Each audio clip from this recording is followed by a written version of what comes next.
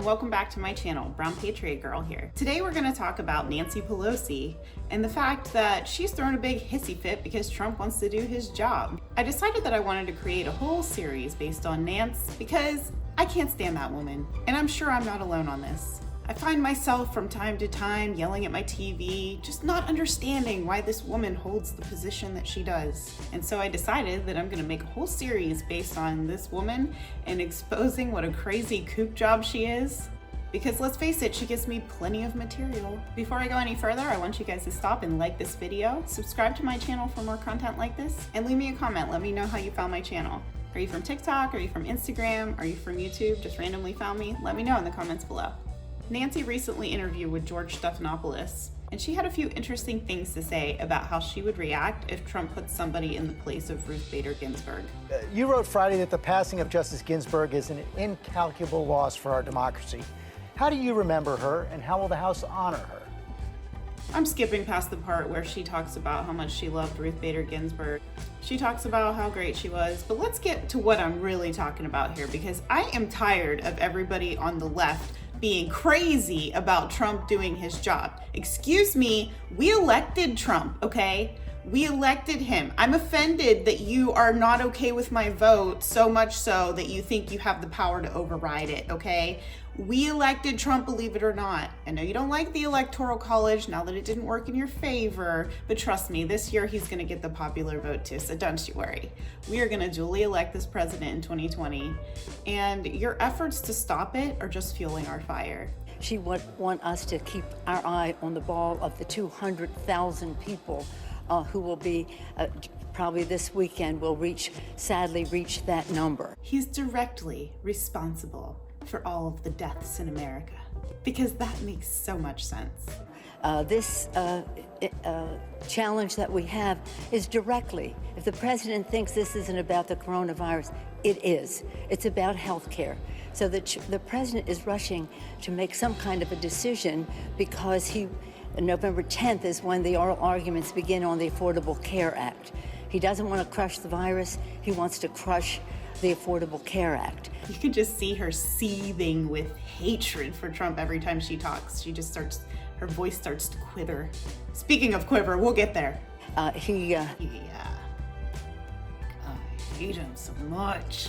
So again, in terms of Ruth Bader Ginsburg, any one of us who knew her, who loved her, who respected her, and that includes almost anybody who had an appreciation for greatness, mourn her loss, but would want us to move forward to protect the people who are sick, those with coronavirus who now have, millions of them now have a pre-existing condition. That's what the president wants to crush when he says he wants to replace the Chief Justice in this the justice in this short period of time.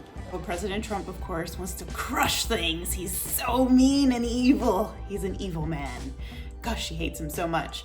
But no, you know why this even came about so quickly after Ruth Bader Ginsburg's death? It's not because of Trump. It's because of the left. It's because of the Democrats. It's because those big whiny crybabies ran to social media as soon as they heard this woman's heart stop beating and started screaming that Trump better not replace her. He better not. We're not gonna like the person that he picks, and he's doing a disservice to this woman who just died by doing his job. That is why this became a thing to begin with. Trump had to respond to all of this craziness that happened in the media after her death.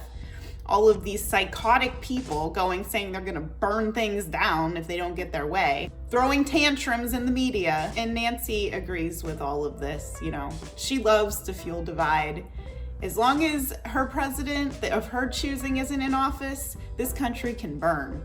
Of course, you're the Speaker of the House, not a member of the Senate. Is there any way Democrats can slow this nomination down or block it?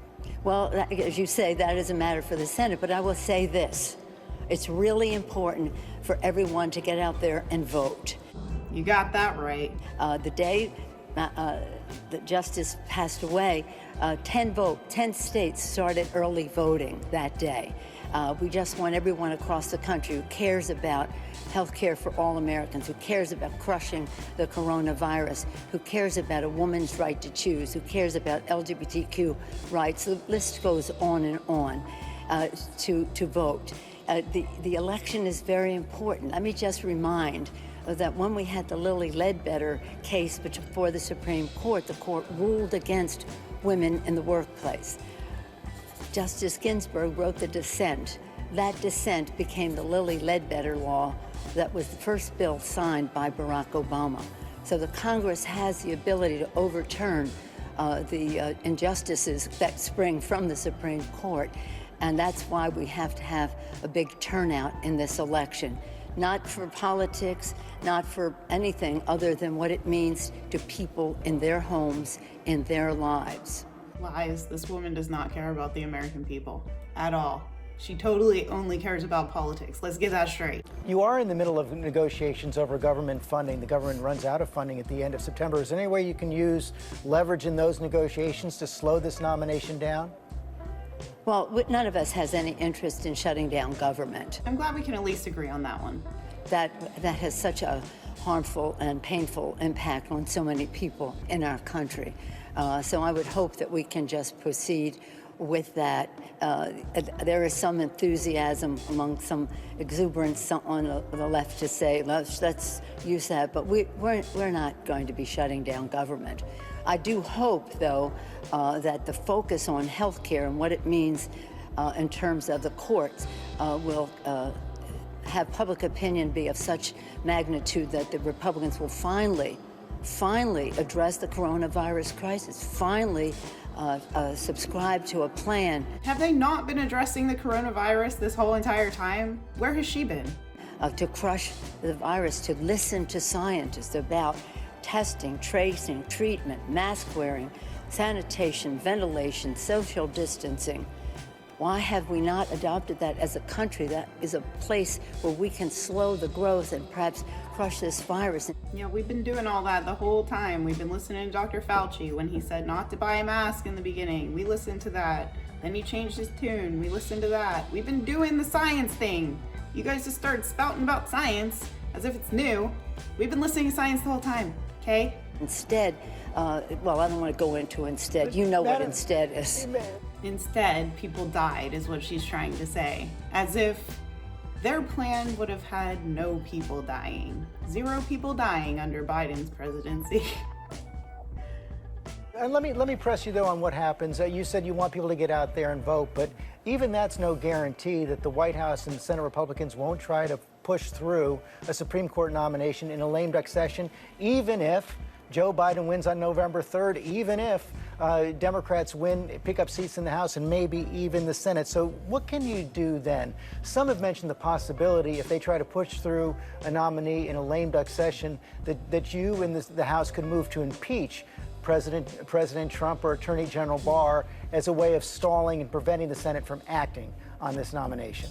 Now we're getting to it. Old George is going to bring up the impeachment thing. You know, why not? Because if all else fails, let's just impeach the guy. You know, we started out with impeachment before he was even in office. Then we moved on to impeachment the entire time he's been president for just the most ridiculous things. So why not this? Sure, let's impeach him. Well, we have our options. We have arrows in our quiver that I'm not about to discuss right now. But the fact is, we have a big challenge in our country. This president has threatened to not even accept the results of the election. I think I remember somebody else not accepting the results of the election. In fact, I think this woman hasn't accepted the results of the 2016 election. She's been fighting tooth and nail to get the elected president out of office since the day he was sworn in. So let's talk about not accepting an election. These people are hypocrites.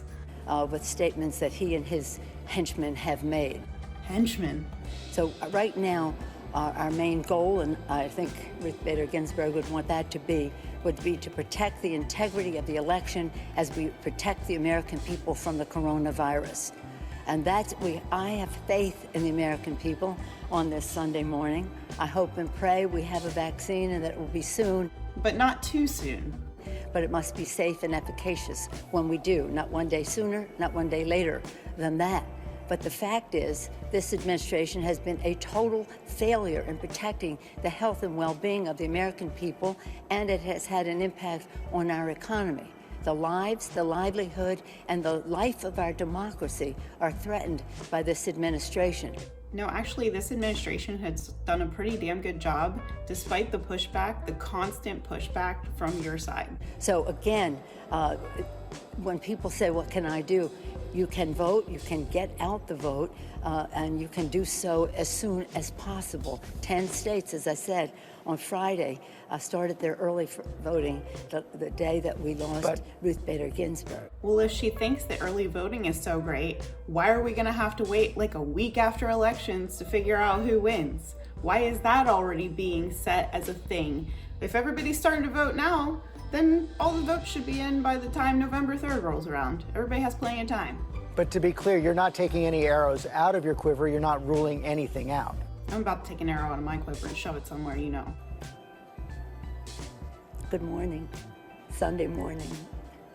We have a responsibility. We take an oath to protect and defend the Constitution of the United States. We have a responsibility to meet the needs of the American people. When we weigh the equities, protecting our democracy requires us to use every arrow in our quiver. I cannot stand that. Do you see her? She is literally basically saying that if she doesn't get her way, good old Nancy's gonna throw a temper tantrum and probably pull out the impeachment card again and put us all through that again, because that's how much she loves the American people. She loves them so much that she will just spend all of her working hours trying to impeach a president that we elected. That's how much she loves us. So, you know, great. She's really great. And finally, if the Republicans, though, still are successful, many of your colleagues have called for, again, if a majority is voted for Democrats in November, expanding the court in retaliation. Your response? Well, let's just win the election. Let's hope that the president will see the light. Again, there's many people in our country, and millions more now because of the coronavirus, who have a pre-existing medical condition. The president has not been truthful in what he has said about that. He is in court to crush the pre-existing condition as he crushes the Affordable Care Act. And that's about all I can take of that interview. It's pretty much over anyway. But I just had to get to that point where Nancy basically says that she's gonna pull an arrow out of her stupid quiver and basically try to impeach this president again if he does his job, which is appoint a Supreme Court justice. Actually, he's not even appointing, he's nominating a justice, has to go to Senate. She's gonna throw a hissy fit if it happens and try to throw impeachment at him. So that's what we have to look forward to in 2021. Nancy's pretty awful, and I'm gonna keep making these videos because she's an awful woman. And yeah, I think probably a lot of people agree with me. If you like this video, give me a like, and I'll see you guys in my next video. Bye.